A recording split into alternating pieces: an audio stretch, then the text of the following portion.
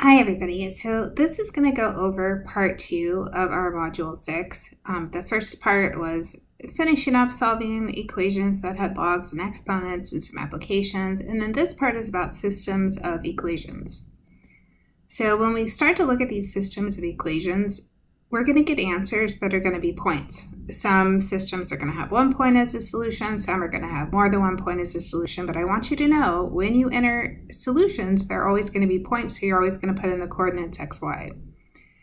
So we're going to start by looking at graphs, and finding the intersection point just means we look at the graph and we see where the lines or the equations intersect. So this first one, we can see we have this intersection point right here, so that would be at the point 1, 4.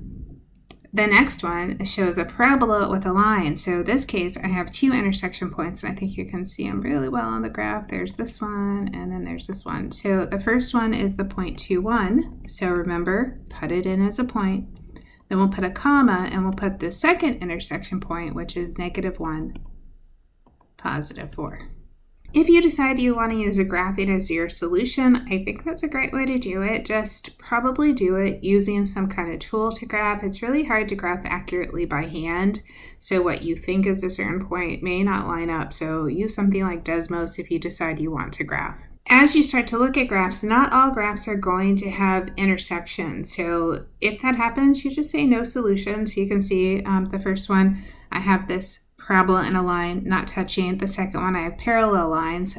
Usually what we say there is that these are inconsistent. So as we go forward and we're trying to find these places where they intersect, I want you to know there's 3 different ways that we can find the points of intersection. So the first way we talked about was graphing. So we get the graph and we look at intersection. Then we're going to have these 2 other ways called the addition method and the substitution method, and we're actually going to start with substitution. So my first one says 2x plus y is 12 and y equals 2x. So the idea of substitution is I know y equals 2x, so instead of the y in the first equation, I'm going to substitute the value of 2x. So I'll have 2x plus 2x is equal to 12. So 2x plus 2x is 4x. If 4x is 12, I divide by 4 and I find out x is 3. So there's my x value. To get the y value, I go back to y being equal to 2x, so 2 times 3 is 6. Remember, put your answers as points, so my solution is 3, 6. Here's a second way to do substitution, and really what's changed here is what the original equations look like. So last time I had like this 2x plus y is 12. This time both of the equations are solved for y. So I have y is x minus 11 and y is 4x plus 7. The y's are equal, so that means x minus 11 is the same as 4x plus 7. We could move all the x's to the left. So I have negative 3x minus 11 is 7. And then I can move 11 to the right. So I have negative 3x is 18. And then I divide by negative 3, and that says x is negative 6. So there's half of the work. To get the second part, I plug the negative 6 in, and it doesn't matter which one. I'm going to put in the first one.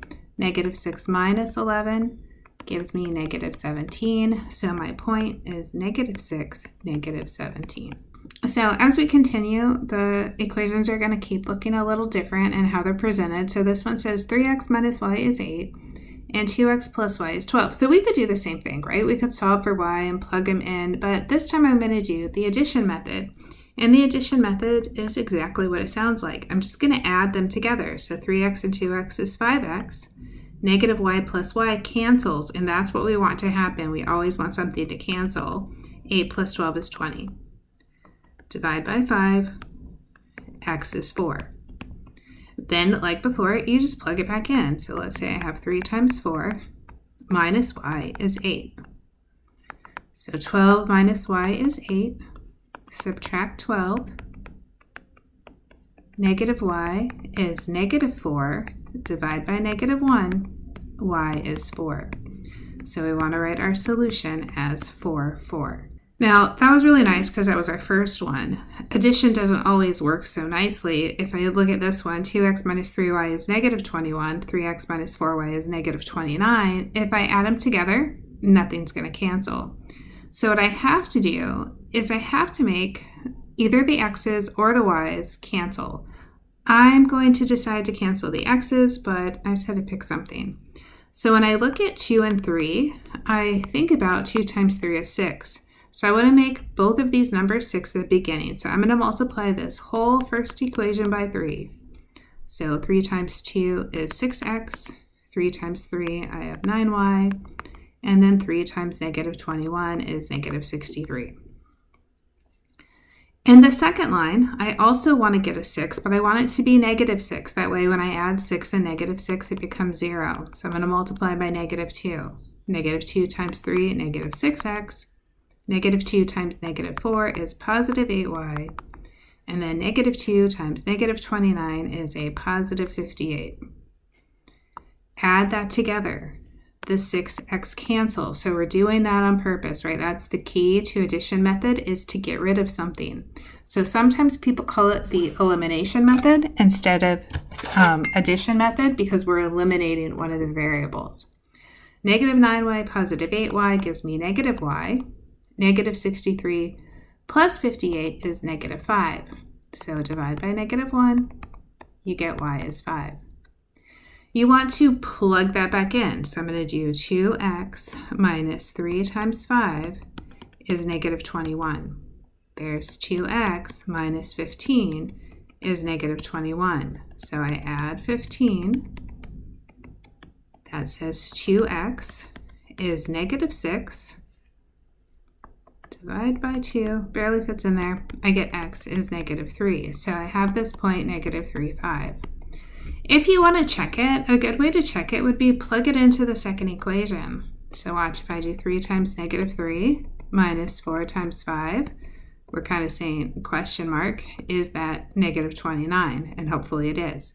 3 times negative 3, negative 9. Negative 4 times 5 minus 20, that gives me negative 29. And you're like, okay, I know that this is the solution because I checked it. So we can get even bigger. We don't have to have 2 equations and 2 unknowns. We could have 3 equations with 3 unknowns.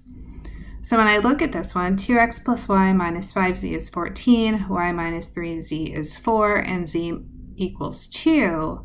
I already know one of them. I know z is equal to 2, so I can kind of backward substitute. I can say y minus 3 times 2 is 4. So y minus 6 is 4, says y is 10. So now I know z and I know y. So go back to x. 2x plus y is 10 minus 5 times z is 2 is supposed to be 14. So that says 2x plus 10 minus 10 is 14. These cancel. 2x is 14. Says divide by 2. You get 7. This is the first time we've had 3 coordinates. You treat it the same. You go x, y, z. So our answer is 7, 10, 2. So bigger. Now you could continue to do that. As things get bigger, like you say, I have 4x plus 6y is 22. I have 8x plus 7y minus z is 31. And 12x plus 7y plus 3z is 27. So you could do kind of the elimination method. What you would do is you would take these two. You would get rid of the x, which would leave you with an x and a y. You would use it with this one. Get rid of another variable. Like, that's a lot. We're going to use a Desmos matrix calculator. So I have to teach you really quickly something about matrices, but matrices, very similar to what we've been doing. You just kind of take the polynomials and you only write the coefficients. So we're kind of writing these columns of x, y, z. So matrices have this type of look. So I have 4x, 6y, I don't have any z, and that's supposed to be 22. And then I have 8x and 7y, negative 1z, and that's 31. So I'm going to put here c for constant. And then 12x, 7y, 3z, and that's going to become 27. So it's only the coefficients. I don't hold on to the variables, and this is my matrix. I'm going to go over and show you, and you'll see that it's kind of easy. So I gave you the link if you want it. You can also just Google Desmos matrix. So this is what the Desmos matrix looks like. And the first thing we're going to do is say pick a matrix. It wants to know how many rows we have. So we had 3 rows, and then it wants to know how many columns we have, and we have 4. So we just put in those numbers we just wrote down. So I have 4, 6, make sure you put in your 0, and then 22. Then I had 8, 7, -1, and then 31. Then I have 12, 7, 3, 27. So that's our first step, is just to enter the matrix. Then there's this button that says RREF. That stands for Reduced Row Echelon Form. I know that's a lot, but all it's going to do is write it really pretty. So you're going to hit the RREF, and you're going to tell it to do that to A, and it gives you this answer. So this says that the X, the first column, is 1. The second one, Y, is 3. And then the last column, Z, is -2. So this 1, 3, -2, that's our answer. I would never do something like this by hand. I would always use some kind of technology to solve equations like this. Systems of equations are one of the most applicable things that we teach, but the thought process should be we have technology, use it. Excel can do this. Any graphing calculator, I like Desmos, so that's what I'm using, but lots and lots of programs do systems, so we're not cheating the system, we're being smart about it. So we'll do one more. This one says x plus 2y plus 5z is 30, -2x plus 5y plus 4z is -3, -2x plus 5y plus 3z is -9. So we write out again our matrix, 1, 2, 5, 30. -2, 5, 4, -3, -2, 5, 3, -9. Maybe you skip right to Desmos and you don't even write this step, but this is what we're going to enter. So I'm going to say clear and clear all, so that gets rid of everything. I'm going to say do new matrix again. Once again, I tell it how many rows I want and how many columns I want. So that's my first step. Then I put in my numbers, 1, 2, 5, 30, -2, +5, 4, -3, then -2, +5, +3, -9. I just push enter, so I go to the next line. I hit RREF of A, and it says it's 6, -3, 6. So let's write in, it's 6, -3, 6. The matrix calculator works as long as you have a linear equation, which means power 1. When you get to power 2, you're going to have to go back to either substitution or addition. I'm going to do this one with substitution because I have y equals y. So I have x squared plus 3x equals x plus 15. I'm going to move everything to the left. So I'm really setting equal to 0. So I have x squared, 3 minus 2 is plus 2x, and then I have minus 15 equals 0. I like that we're going back to what we've done weeks ago. So we're factoring. Factors of -15 that are 2 are 5 and 3, +5 and -3. So x is 3, x is -5. You have to plug that in. I'm going to plug it into the second one because I think it's easier. So y is 3 plus 15, which is 18. So I have 3, 18. Or y is -5 plus 15, which is 10. So I have -5, and then I have a positive 10. Let's check it. So to check it, I'm going to go to Desmos, and I'm going back to regular Desmos, just Desmos graphing. So I'm going to type those both in. Y equals x squared plus 3x. Then y equals x plus 15. Now, I can't quite see them, so I am going to kind of zoom in a little bit. So I'm looking for those answers. So there's 318. There's -510. Just clicking, right, kind of makes those things pop up so you can see those points, right? And you guys know about this by now. We've done plenty of this. You click on it, there are the numbers. So that's what you put as your answer. So if you wanted to just graph to get the answer, that's fine. Just remember you have to change the window to find the solutions. So let's try this other one. I have x squared minus 5y equals negative 9, and I have x squared plus 2y equals 5. Now, what really stands out to me is that they're both x squared. So what I think about is, what if I subtract, right? What if I make it x squared minus 5y equals negative 9? And let's just multiply this whole thing by negative 1. I would have negative x squared minus 2y, and that would be negative 5. This way, x squareds cancel when I add. I have negative 5 minus 2 is negative 7y. Negative 9 minus 5 is negative 14. When I divide by negative 7, I get y is 2. You plug that back in to either one. So I'm going to say x squared minus 5 times 2 is negative 9. This says x squared minus 10 is negative 9. When you add the 10 over, I get x squared is 1. Most important step is right here when I take the square root. Power 2 should have two solutions, so x is going to be plus or minus 1. I have two answers. I have 1, 2. I have negative 1, 2. So the y stays the same, but the x changes. Again, we could go to Desmos and check it. So I have x squared minus 5y is negative 9. I have x squared plus 2y is 5. So I have two parabolas. You could probably zoom in. Let's hit home on this so it'll come back in. Then I can click and I can see those 2 points. Again, if you just want to graph this, graph it, go for it. That's fine. You just have to be able to see the solutions. So you can either do that by hand or you can use the calculator. Okay, so to me, the best part of all of this is getting to the application. So we'll do business to start, and then we'll do like a little chemistry. So in the business part, we're going to talk about the cost function. So cost is just how much money you spend to make X items.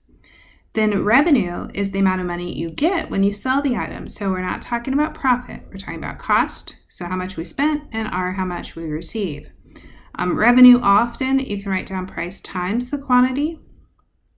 And then what we'll talk about is the break-even point. So break-even point looks at you spent money, right? So break-even says, like, I spent some money. This is like my cost is up here. And then revenue says, I have to get money, right? So this is R of X down here. So the point where these two meet, this is a good point. This is the break-even point, because after you get past break-even, then you start making profit. Profit is the difference between cost and revenue. So you have to get to break-even before you ever get a profit, and that can take a while. So this is the scenario I want to run through. Say a company invests $11,135 to produce an item that will sell for $28.45, and that's each. Each item can be produced for $15.35. How many items must be sold to break even? Now, even if these numbers sound big, they're small, right? People spend millions of dollars to start a company, so I just reduced it to make it easier for us to talk about. So our cost, see how it says they can be produced for $15.35 each, right? Each says X. Plus, they had an investment of $11,135. So I have this two part. I have this fixed cost, and then we call this marginal because it's changing by item. The revenue says we sell them for $28.45. So this is $28.45, and again, it's each. So each item $28.45. We're looking for break even, so we want to know, when are these the same? When is $15.35 times X plus $11,135 going to be equal to $28.45X? Just to make things easier, I'm going to push the $15.35X to the right. That'll be like one less step. And then I'll subtract. So I have the $11,135, and this becomes $13.10X. So I'm going to divide both sides by $13.10, and this says 850 is X. Now, I made up this problem, and I made sure it worked. In the real world, things don't work out perfectly. You have decimals, but we're just trying to introduce ideas, get used to concepts. We're not trying to say this is overly realistic. So here's our last problem. Again, this kind of application of solving systems. We have 80 liters of a 30% acid solution is obtained by mixing a 10% solution with a 50% solution. This should say how many liters. I said how many, so how many liters of each solution is needed. Here's what I want you to see. We have two solutions. We have a 10%, let's call that X. We have a 50%, let's call that Y. We need 80 liters altogether, so X plus Y is equal to 80. So it's the first thing I know is how much. Every time I have a liter of X, it's 10%, so I go 0.10 of X. And maybe this is 10% saline or acid, whatever. It's some kind of acid, I don't know, hydrochloric, whatever. It's some kind of acid that we're mixing. Every time we use Y, it's 50%. But when we put it together, we want it to be 30%. So that's 30% of X plus Y. Now, how you can save yourself some time, 30% of 80. Together, X plus Y is 80. So we have one less thing over here to look at. So I have X plus Y is 80. I have 0.10 of X plus 0.10 of Y. And then 30% of 80 is 24. So you can decide, do you want to use the addition method? Do you want to use substitution? Do you want to go graph it? Doesn't really matter. I think I'm going to do the addition method. So I'm going to multiply the top by negative 0.10. The idea is I want the 0.10 to go away. So if I multiply by negative 0.10, that'll happen. So this gives me negative 0.10 of X plus negative 0.10 of Y equals negative 8. So I multiplied all three of those things by negative 0.10. My second equation doesn't change. And let's fix this. I don't want to start over. Let's just put this 5 in here. I wrote the wrong thing earlier, so this is 0.50y. And this was 24. So I just fixed this part. Add that together, this cancels. Negative 0.10 with positive 0.50 is 0.40y. And then negative 8 and 24 gives me 16. So let's divide by 0.40. This says that y is equal to 40. Look back to what we need. We need 80 liters altogether. So if I have 40 liters of y, that says I'm also going to have 40 liters of x. And together that will give me my mixture. That's 30% of acid in 80 liters. Think of this as being things they do for pharmacy also. Think about when they mix medicine that they have to kind of go, what do I have on hand? I need to be this mixture because different ages and different sizes of people need different kind of what they call compounding. So really, really useful to be able to do this type of problem if you're headed into a science major.